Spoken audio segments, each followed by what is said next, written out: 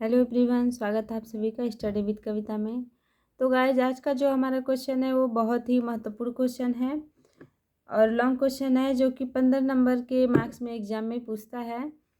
तो मेरे एक सब्सक्राइबर ने मुझसे बोला है कि मैम आप फर्स्ट सेमेस्टर का फोर्थ पेपर का वीडियो बना के अपलोड कर दीजिए। तो मैं फोर्थ पेपर का वीडियो बना रही हूँ फर्स्ट सेमेस्टर का।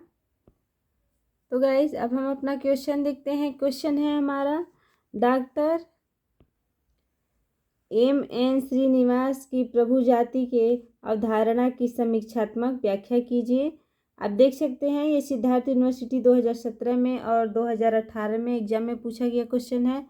फिर इसमें नेक्स्ट क्वेश्चन एक और करके दिया, प्रभु जाति से आप क्या समझते हैं, भारतीय ग्रामीण जीवन को समझने में किस प्रकार सहायक है। ठीक है, आप देख सकते हैं डीडीयू यूनिवर्सिटी 2020 में एग्जाम में पूछा गया क्वेश्चन है। ठीक है, तो अब हम इसका आंसर देखेंगे। आंसर है हमारा, डॉक्टर एम.एन. श्रीनिवास ने भारत में सामाजिक परिवर्तन की व्याख्या के दौरान संस्कृतिकरण की प्रक्रिया का उल्लेख करते हुए जाति स्तरीकरण के अंतर्गत प्रभु जातियों के स्पष्ट किया था। ठीक है, आगे देखते हैं। सामाजिक संरचना में ऐसी जातियों को समाज में अपना प्रभुत्व या प्रभाव रखती हैं प्रभु जाति कहलाती हैं। इसका गांव में राजनैतिक व आर्थिक प्रभुत्व होता है। ठीक है, तो गाइस इसमें हम क्या देखते हैं, जो हमारा क्वेश्चन है कि डॉक्टर श्रीनिवास की प्रभु जाति की अवधारणा की समीक्षात्मक व्याख्या कीजिए और प्रभु जाति से आप क्या समझते हैं, भारतीय ग्रामीण समाज की जो जीवन है उसको समझने के लिए किस प्रकार सहायक है। ठीक है, तो इसमें हम देखते हैं कि जो डॉक्टर एम.एन. श्रीनिवास जी हैं, उन्होंने भारत में सामाजिक परिवर्तन की व्याख्या के दौरान जो है भारतीय संस्कृति का जो प्रक्रिया है उसका उल्लेख किया है और उल्लेख करते हुए लिखते हैं कि जाति स्तरीकरण के अंतर्गत जो प्रभु जनजातियां हैं उनको स्पष्ट किया है और कहते हैं कि सामाजिक संरचना में ऐसी जो जातियां हैं वो समाज में अपना प्रभुत्व या प्रभाव रखती हैं। तो इसीलिए इनको हम क्या कहते हैं, प्रभु जाति कहते हैं और ये प्रभु जाति कहलाती हैं। वो कहते हैं कि इनका गांव में राजनीतिक व आर्थिक प्रभुत्व होता है। ठीक है, अब हम आगे देखेंगे। डॉक्टर श्रीनिवास के अनुसार सामान्य रूप से संस्कृतिकरण एक जाति के जातीय स्तरण में उच्च पद प्राप्त करने योग्य बनता है। संस्कृतिकरण की प्रक्रिया के अंतर्गत केवल उच्च जाति के रीति रिवाजों और आदतों के ही नहीं बल्कि उनके विचारों मूल्यों के भी ग्रहण करना आता है। संस्कृतिकरण की प्रक्रिया में निम्न जाति के लोग एक विशेष जाति के आदर्श बना लेते हैं, इसीलिए उनको सर्वश्रेष्ठ मानते हैं। ठीक है, तो अब हम आगे इसमें क्या देखते हैं कि डॉक्टर श्रीनिवास के अनुसार सामान्य रूप से जो संस्कृतिकरण है वो एक जाति के जातीय स्थिरीकरण में क्या होता है, उच्च पद प्राप्त करने के योग्य बनता है, क्योंकि संस्कृतिकरण की जो प्रक्रिया के अंतर्गत जो है कि जो उच्च जातियां होती हैं उनके रीति रिवाजों उनकी आदतों को ही नहीं बल्कि उनके विचारों का उनके मूल्यों का भी ग्रहण करना आता है। और संस्कृतिकरण की प्रक्रिया में निम्न जाति के लोग जो है विशेष जाति को अपना आदर्श बना लेते हैं, इसीलिए उनको सर्वश्रेष्ठ मानते हैं। आगे देखते हैं गाइस, भारतीय ग्रामीण समुदायों में प्रभु जाति ही श्रेष्ठ आदर्श माना गया है।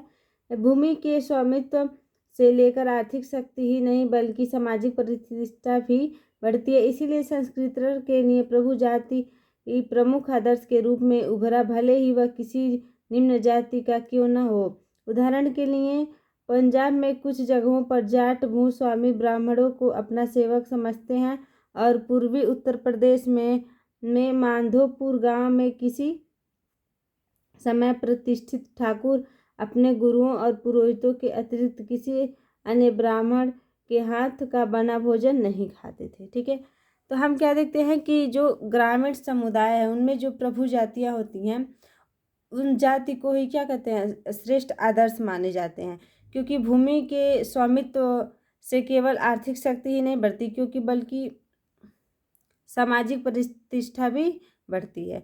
तो इसीलिए जो संस्कृतिकरण के लिए जो है प्रभु जनजाति प्रमुख आदर्श के रूप में उभरा, भले ही वह किसी निम्न जाति का क्यों ना हो। तो गाइस उदाहरण के लिए हम देखते हैं कि पंजाब में जैसे कुछ जगहों पे जो जाट हैं वो भूमि ब्राह्मणों को अपना सेवक समझते हैं, और पूर्वी उत्तर प्रदेश में माधोपुर गांव में जो है किसी समय प्रतिष्ठित ठाकुर अपने गुरुओं और पुरोहितों के अतिरिक्त जो है वो किसी अन्य ब्राह्मण के हाथ में से बना भोजन नहीं खाते थे। वो सिर्फ अपने गुरुओं और अपने पुरोहितों के हाथ का या तो ब्राह्मण के हाथ का बना हुआ भोजन करते थे। आगे देखते हैं। इस प्रकार हम देखते हैं कि प्रभु जाति एक अपनी स्थानीय सामाजिक प्रतिष्ठा होती है और अन्य जातियों के लोग उस प्रभु जाति के व्यवहार, जीवन जीने के ढंग का अनुकरण करते हैं। जहाँ प्रभु जाति के लोग ब्राह्मण हैं, वहाँ के निवासी में संस्कृतिकरण के प्रवृत्ति ब्राह्मण जीवन आदर्श की ओर होगी, और यदि प्रभु जाति ठाकुर या अन्य जाति का होगा तो वह संस्कृतिकरण की प्रक्रिया उन जातियों के अनुसार होगी। अर्थात एक तरह से कह लिया जाए तो प्रभु जाति जो होती है, जैसे किसी समाज में कोई कहते हैं ना बड़े लोग हैं, ये इनकी जाति बड़ी जाति के लोग हैं, तो ये वही समझ लीजिए कि प्रभु जाति उन्हीं को जैसे मान लीजिए कहा जाता हो। तो यही बताया गया है कि हम देखते हैं कि प्रभु जाति की एक अपनी क्या होती है, स्थानीय सामाजिक प्रतिष्ठा होती है, और अन्य जाति के लोग उस प्रभु जाति के व्यवहार का, उसके जीवन जीने के ढंग का अनुकरण करते हैं। और जहाँ की जो प्रभु जाति है वो ब्राह्मण है, तो वहाँ के जो निवासी हैं उनके संस्कृतिकरण का अर्थात उनके बात व्यवहार, रहन सहन, उनके पहनावों का क्या करते हैं, प्रवृत्ति अपने आदर्श जीवन की ओर क्या करते हैं, ले जाते हैं। और यदि जो प्रभु जाति है वो ठाकुर है या अन्य जाति का हो, तो वहाँ का जो संस्कृतिकरण है वो उन जातियों के प्रक्रिया का अनुकरण करते हैं। ठीक है, अब हम आगे देखेंगे।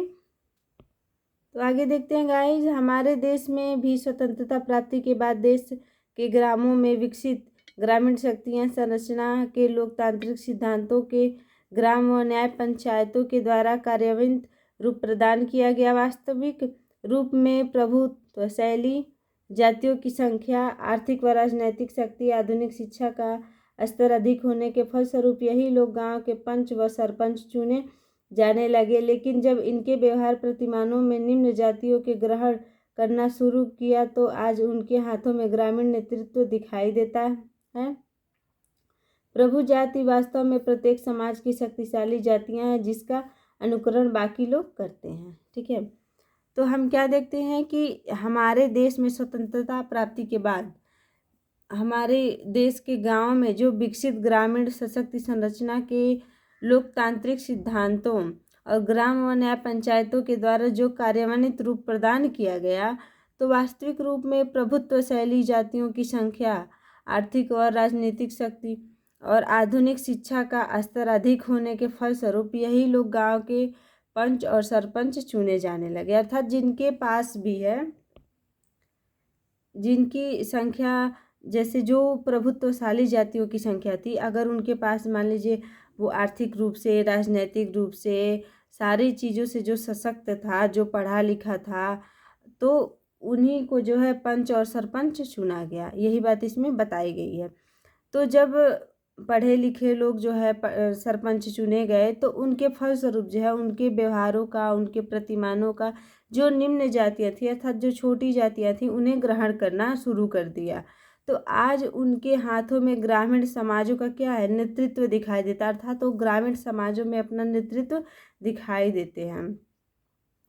तो जो प्रभु जातियां हैं वास्तव में वे प्रत्येक समाज की शक्तिशाली जातियां हैं, अर्थात जिन्हें हम आज भी गांव में कहते हैं लोग, ये बड़कवा हैं, ये बबुआन हैं।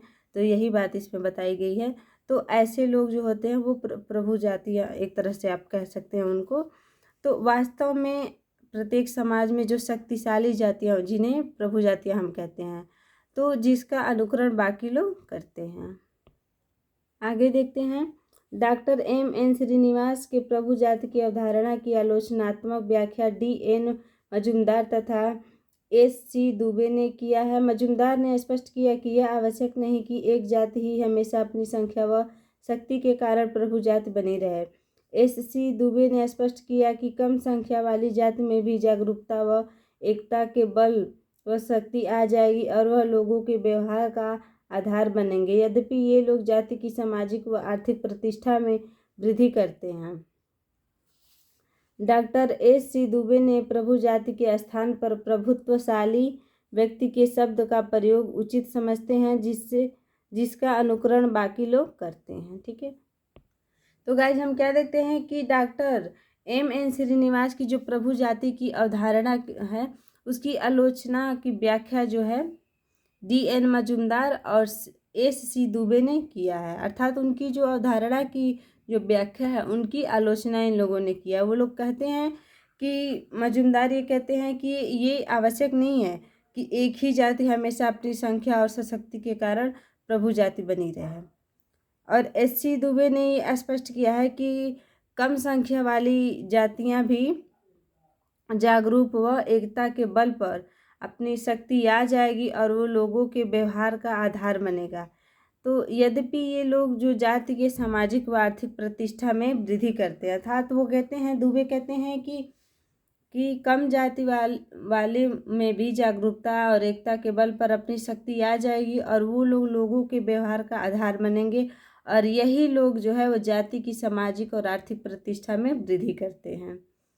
तो डॉक्टर S.C. दुबे ने प्रभु जाति के स्थान पर प्रभुत्वशाली व्यक्ति के शब्द का प्रयोग उचित समझते हैं, जिसका अनुकरण बाकी लोग करते हैं। हमने बताया ना, प्रभुत्वशाली अर्थात जिसके पास धन दौलत हर चीज़ में जो आगे है, शिक्षा, वही क्या होता है आज के समय प्रभुत्वशाली व्यक्ति है। तो हमने बताया ना, आज भी लोग कहते हैं गाँव में कि ये बहुत प्रभुत्वशाली हैं, ये अमीर हैं, ये बड़कवा लोग हैं, ये बबुआन हैं, ऐसे। तो वही लोग क्या है, प्रभुत्वशाली व्यक्ति हैं, अर्थात वही लोग प्रभु जाति। ठीक है, तो गाइज अगर आपको वीडियो समझ आया हो, वीडियो पसंद आया हो, तो वीडियो को लाइक और चैनल को सब्सक्राइब जरूर करें।